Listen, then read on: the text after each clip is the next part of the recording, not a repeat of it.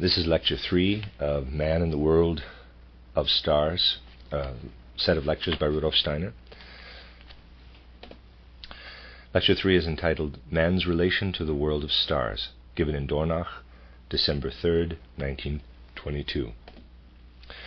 In the course of our present studies, I should like it to become increasingly clear that man does not belong to the earth alone, to earth existence alone, but also to the cosmos, to the world of stars. Much of what there is to say in this connection I have, as you know, already said.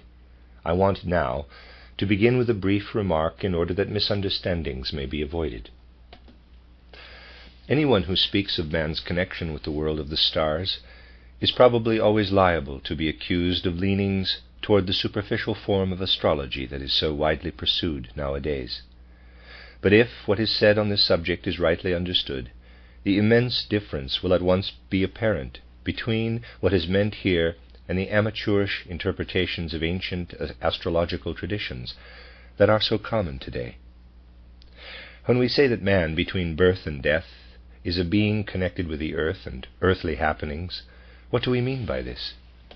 We mean that man owes his existence between birth and death to the fact that in the first place he takes the substances of the earth into his metabolic system as nourishment and digests them. Further, that through his breathing and through the inner processes connected with his breathing, he is related in still another way to the earth, that is to say, to the atmosphere surrounding the earth. We also say that man perceives the outer things of the earth by means of his senses, perceives indeed reflections of what is extraterrestrial, reflections which are, however, of a much more earthly character than is generally supposed. So that in general one can say, man partakes of earthly existence through his senses, through his rhythmic system, and through his metabolic system, and has within him the continuation of the processes set in operation through this earth existence itself. But equally there takes place in man a continuation of cosmic extraterrestrial processes. Only it must not be supposed, when it is said that an influence from the moon or Venus or Mars is exercised upon man, that this is to be understood merely as if rays of light are sent down from Mars or Venus or the moon and permeate him. When, for instance, it is said that man is subject to the influence of the moon, this must be taken as an analogy of what is meant by saying that man is subject to the influences of the substances of the earth. When someone passes an apple tree, let us say, picks an apple and eats it, it can be said that the apple tree has an influence on him. But we should not construe this so literally as to say that the apple tree had sent its rays toward him. Or, if you like, when a man passes a meadow where there is an ox, and a week afterward eats its flesh, we shall not at once form the idea that the ox has exercised an influence upon him. Neither must we picture so literally what is said about the influence upon man of the world of the stars. The relation of the world of the stars to man and of man to the world of the stars is for all that just as much a reality as the relation of the man to the ox he passes in the meadow and the flesh of which he afterwards eats. Today I have to speak of certain connections which exist between man and the worlds both of earth existence and of extra-earthly existence. If we again turn our attention to how man lives in the alternating conditions of waking and sleeping, we must first be clear that it is in the waking state that his reciprocal relationship to earthly substances and earthly forces is actually established. During waking life he perceives through his senses. During sleep he does not. Moreover, he eats and drinks only when awake, though possibly some people would like to do so in sleep as well. The breathing process and the process that is connected with the breathing, that is, the circulation of the blood, as well as the other rhythmic processes, these alone continue in man both in the waking and sleeping states. But they differ in the two states. I will speak later of the difference there is between breathing during waking life and breathing during sleep. To begin with, we will confine ourselves to the fact that man is related to the outer world during the waking state through his senses and through his metabolism. We will consider this at first in connection only with things that are common knowledge. Let us then start from the fact that during his waking state man takes foodstuffs into himself from the outside world, inner activity being promoted by the process of digestion. But it must not be forgotten that while in the waking state, after the food has been taken, inner physical and etheric activity proceeds under the influence of the intaken foodstuffs. This physical and etheric organism of man is permeated by his ego organization and astral body. It is also the case that during the waking state, man's ego and astral being take command of what goes on in the physical and etheric bodies in connection with the process of nourishment. But what thus takes place under the influence of the ego and astral being does not continue during sleep.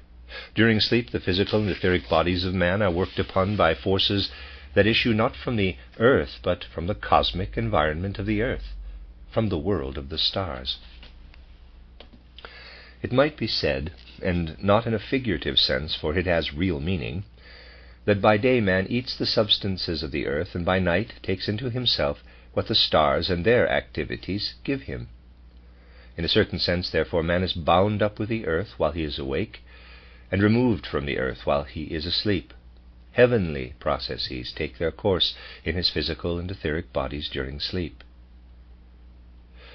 Materialistic science thinks that when a man is asleep, the substances he has consumed simply activate their own forces in him, whereas in reality, whatever substances a man takes into himself are worked upon during his sleep by the cosmic forces in the environment of the earth. Suppose, for instance, we consume white of egg, albumin. This albumin is only fettered to the earth through the fact that during the waking state we are permeated by our soul and spirit, our astral body and ego. During sleep, this albumin is worked upon by the whole planetary system from Moon to Saturn, and by the world of the fixed stars.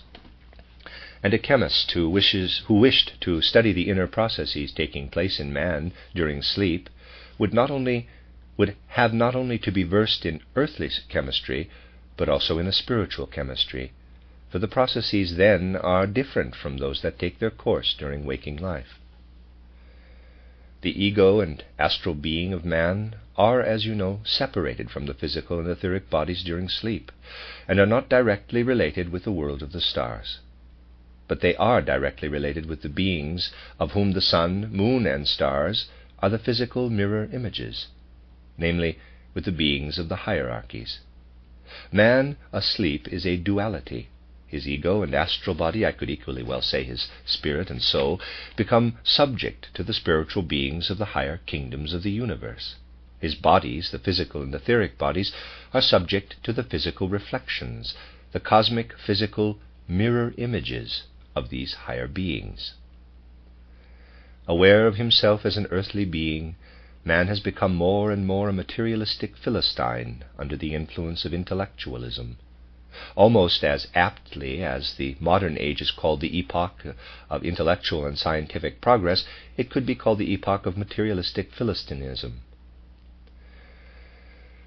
For man is not conscious that he is dependent on anything else than sense impressions coming from the earth, the rhythmic processes set going in him by earthly processes, the metabolic processes also occasioned in him by earthly conditions. Hence he does not know his real place in the universe. The factors in operation here are of tremendous complexity. As soon as the veil that is spread before man in order that he may see only the sense world, and not the spiritual world behind it, is drawn aside, life becomes extraordinarily complex. It is found, to begin with, that man is influenced not only by those beings and their physical reflections, the stars, which can be directly observed, but that within earthly existence itself, supersensible beings, akin to those of the world of stars, have, so to speak, set up their abode in the earthly realm. You know that the people of the Old Testament worshipped Jehovah, who was an actual being, connected with what manifests in the physical world as moon. It is, of course, more or less a figure of speech to say that the Jehovah being has his dwelling in the moon, but at the same time there is reality in the expression. Everything pertaining to this Jehovah being is connected with the moon. Now there are beings who scorned, if I may so express it, to make the journey to the moon with the Jehovah beings when the moon separated from the earth, and who remained in the earthly realm. So that in a way we can divine the existence of the true Jehovah beings when we look at the moon. We can say, that is the outer physical image of everything that participates in a regular way in the world order in connection with the being known as Jehovah. But when we learn to know what takes place inside the surface of the earth, whether in the solid or the watery states, we find beings there who have disdained to make their home on the moon, and have an irregular way made the earth, and have in an irregular way made the earth their dwelling place. Now the moon beings, as I will call them, have helpers. These helpers belong to Mercury and Venus, just as the moon beings belong to the moon. The Venus beings, the Mercury beings, and the moon beings form a kind of trinity. The so-called regular beings of this kind in the universe belong to these stars. But both in the solid and the watery constituents of the earth, we find beings belonging, it is true, to the same category, but one might say to a different epoch of time. They are beings who did not share in the earth's cosmic evolution. These beings have an influence upon sleeping man, just as the regular cosmic beings have, but their influence is pernicious. I must characterize it by saying, when a man goes to sleep, then in the condition between falling asleep and waking, these irregular moon, Venus, and Mercury beings approach him and set about persuading him that evil is good and good evil.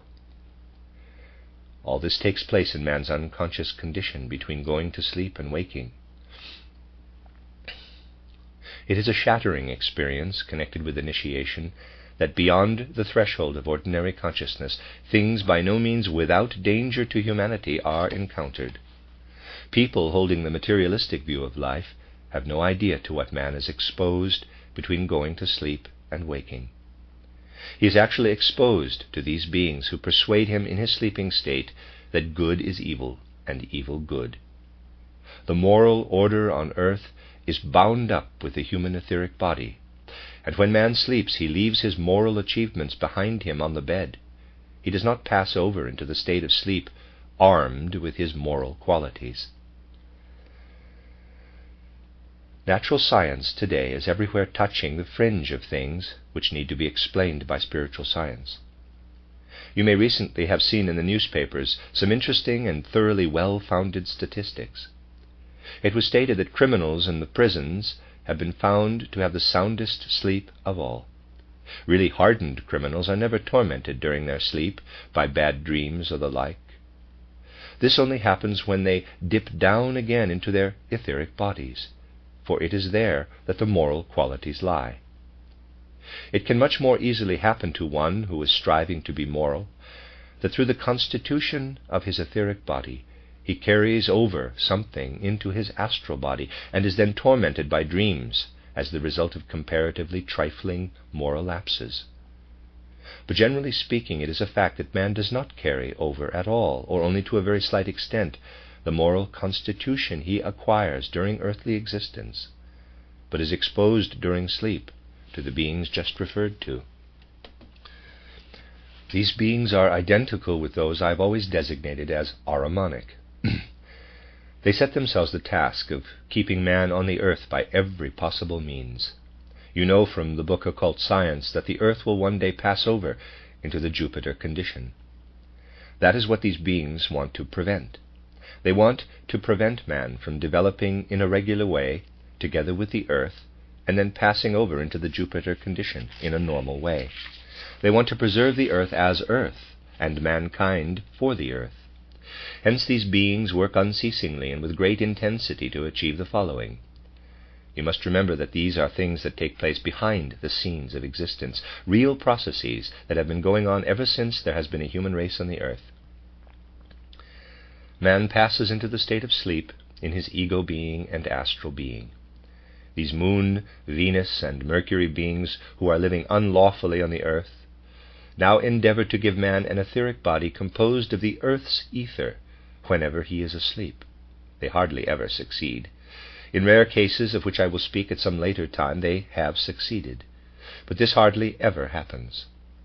Still, they do not give up the attempt, for over and over again it seems to them that their efforts might succeed, that they might surround, permeate a man while he is asleep and has left his etheric body behind with another etheric body built up from the earth's ether. That is what these beings desire.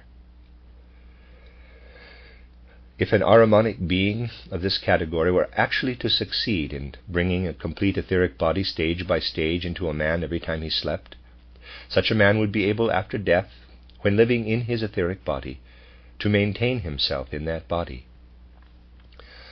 Otherwise, as you know, the etheric body dissolves in a few days. But a man to whom the above had happened would be able to continue existing in his etheric body, and after a time there would arise a race of etheric humanity. That is what is desired from this side of the spiritual world, and then it would be possible by such means to preserve the earth. Within the solid and the fluid components of the earth there are, in very truth, a host of such beings. Their desire is to make mankind into pure phantoms, etheric phantoms, until the end of the earth's evolution, so that the normal goal of earth evolution could not be attained. And in the nighttime these beings by no means lose courage. Over and over again they believe that their efforts may succeed. Now man today has quite a passably good intellect, which has developed considerably at the present time when Philistinism is on the increase. Man can certainly pride himself upon possessing intellect. But this intellect is not even remotely on a par with the intellect of those higher beings who desire to achieve what I am now describing to you. Let nobody say, quote, "These beings must be fearfully stupid," unquote. They are certainly not stupid. Seeing that they work only upon human beings in sleep, there is nothing to deter them from believing that they might succeed before the end of earth evolution in preventing a large portion of the human race from reaching their future destinations, destinations bound up with the Jupiter embodiment of the earth. But one who is able to see behind the scenes of physical existence can perceive that these beings do sometimes lose courage, are disappointed, and the disappointments they experience are not experienced in the night, but by day. One sees, for instance, how these Ahrimanic beings suffer disappointments if one comes across them in hospitals. Now, of course, the illnesses that befall men have one aspect that calls upon us in all circumstances to do everything we possibly can to heal them. But, on the other side, we must ask, how do the illnesses suffered by men arise out of the dark sources of natural existence? Those illnesses, which are not the result of external influences, but arise out of the inner constitution of man, are connected with the fact that when the Ahrimanic beings have almost succeeded in making a man assume an etheric body that is not his normal one, then instead of bringing the lawful working of the etheric forces into his physical body and into his own accustomed etheric body on waking, such a man bears into himself causes of illness. Through these causes of illness, the true Venus, Mercury, and Moon beings protect themselves against the harmful influences of the irregular beings. Indeed, if a man did not at some time or another get this or that illness, he would be liable to the danger of which I have just spoken. In any illness his body breaks down, collapses, in order that there can be sweated out, if I may use the expression, whatever irregular etheric processes he has taken into himself through the Ahrimanic influences. And a further reaction, called forth in order to prevent man from falling a victim to this Ahrimanic influence, is the possibility of error. And a third thing is egoism. Man is not fundamentally intended to be ill, to fall a prey to error, or to be egoistic to an exaggerated degree.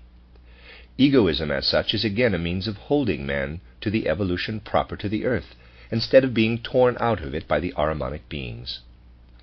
This then is one order of beings which can be discovered behind the scenes of ordinary sense existence. one can form an idea of another order of beings by knowing that not only Moon, Mercury, and Venus have an influence upon man, but that an influence is also exercised from beyond the Sun, from Mars, Jupiter, and Saturn. You know from the lectures I gave in the so-called French course, footnote printed under the title Philosophy, Cosmology, and Religion, an abbreviated version of 10 lectures given by Dr. Steiner in Dornach, 6th through the 15th of September 1922, end footnote, that the moon is the physical reflection of those beings who bring man into the physical world. Saturn is the physical reflection of those beings who bear him again out of the physical world. The moon draws man down to the earth. Saturn draws him again into the universe and then into the spiritual world. Just as the Jehovah moon god has Venus and Mercury beings as helpers, so Saturn has Jupiter and Mars beings as helpers in bearing man into the cosmos and into the spiritual worlds. These influences and the influences connected with the moon beings work upon man in exactly the opposite way. The influences of Moon, Venus, and Mercury upon us are predominant until our 17th or 18th years. Then later on, when we have passed our 20th or 21st year, an influence from Mars, Jupiter, and Saturn becomes particularly active. Only in later years does this come to the point of leading us out of earthly existence into the spiritual world. The inner constitution of man is in fact dependent upon this transition, as one might say, from the inner planets to the outer planets. Until our 17th or 18th years we are dependent, for instance, upon the major blood circulation which affects the whole body. Later in life we are dependent upon the minor blood circulation, but these are matters which must be left for future lectures. At the moment we must pay attention to the fact that just as the irregular beings of Moon, Venus, and Mercury have their habitations in the solid and fluidic components of the earth, so the irregular beings of Mars, Jupiter, and Saturn have the conditions for their existence, or, to speak pictorially, their habitations, in the warmth and in the air surrounding the earth. These beings have a great influence upon man during his sleeping state, but their influence works in exactly the opposite direction. The aim of these beings is to make a man into a moral automaton, if I may so express it, into a moral automaton of such a nature that in his waking state he would not listen to his own instincts, his desires, or the voice of his blood, but would spurn all this and hearken only to the inspiration of these irregular Mars, Jupiter, and Saturn beings. He would then become a moral automaton, without any prospect of a future state of freedom. That, then, is what these beings desire, and their influence, too, is strong, exceedingly strong. It is they who every night want to induce man to take the influence of the world of stars into himself, and never again the influence of the earth. They would fain carry man right away from earthly existence. They desire, and have desired this ever since the human race first arose on the earth, that man shall spurn the earth, that he shall not awaken to freedom on the earth, where alone this is possible. They desire that he shall remain a moral automaton, as he was in the preceding metamorphosis of the earth, in the old moon. And in the middle, between these two hosts, of which the one sets its camp in the element of warmth and that of air, and the other in the elements of earth and of water, between these two opposing cosmic hosts stands man. Life in his physical body conceals from him the fact that a fierce battle is waged in the cosmos for possession of his being. Today man must consciously find his way to such knowledge, for it concerns him deeply and essentially. His very existence as a human being is constituted by the fact that forces are everywhere active around him, forces from the spiritual world. It is important for man today to have knowledge of his real position in the universe. Time will come when people will be far more justified in holding a poor opinion of our dark, materialistic knowledge, compared with what will be known in the future about the spiritual reality behind the physical, than we are justified in saying that the scientific knowledge possessed by the Greeks was puerile, that they were mere children, whereas we have made splendid progress. In Philistinism, we certainly have made splendid progress, and we shall have much more right to criticize when we can speak with full knowledge of this battle that is waging on the earth for possession of man's being. There are signs that a knowledge of these things must begin to spread in our time. It is certainly true that what I have told you today about the battle of the Ahrimanic and Luciferic beings in the cosmos for the being of man is still hidden from the majority of people in the dark recesses of their inner nature. But these battles are now beginning to send their waves into that realm of existence of which men are clearly conscious. And today, if we are not to lead a sleepy existence in our civilization, we must know how to recognize the first waves that beat in upon us from those regions of the spiritual world which I have just characterized. These two hosts, the Luciferic in the warmth and airy element of the earth, the Ahrimanic in the solid and watery, these two hosts send their waves into our cultural life today. The Luciferic hosts are making their influence felt above all in outworn theology. In our cultural life, as an outflow of this Luciferic power, we encounter statements endeavoring to make Christ into a myth. The Christ descended to the earth through the mystery of Golgotha as a real being. And that is naturally a truth that cuts right across the intentions of the beings who would like to make man into a moral automaton without freedom. Therefore, do away with the reality of Christ. Christ is a myth. You can discover in the literature of the 19th century how clever and ingenious were the hypotheses of theologians like David Friedrich Strauss, Kalthoff, and those who merely echoed them, or better said, apish babblers like Arthur Drews. Everywhere the view is advanced that Christ is a mythological figure, a mere picture which has impressed itself upon man's imagination. There will be many more attacks from these hosts, but this is the first. The first waves coming from the Ahrimanic host in the solid and watery elements of the earth press home the opposite view. In this case, Christ is denied and validity allowed only to the quote-unquote simple man of Nazareth, to Jesus as the physical personality.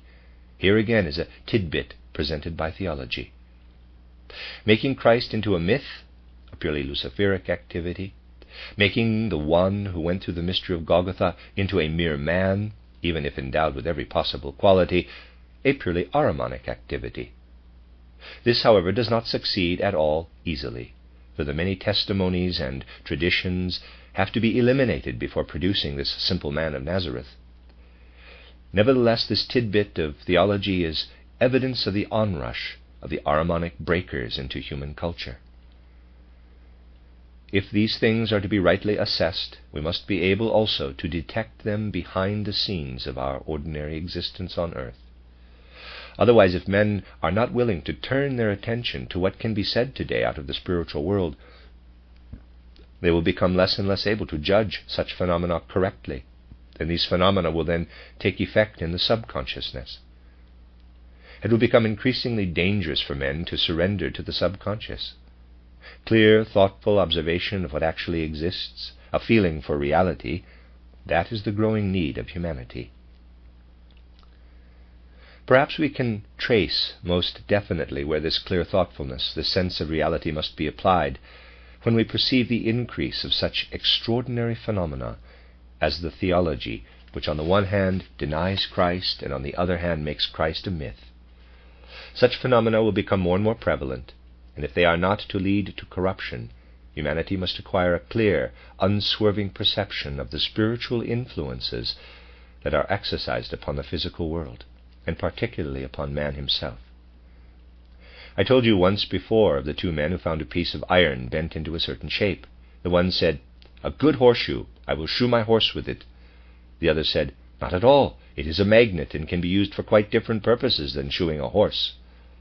"I see nothing like a magnet about it," said the other man.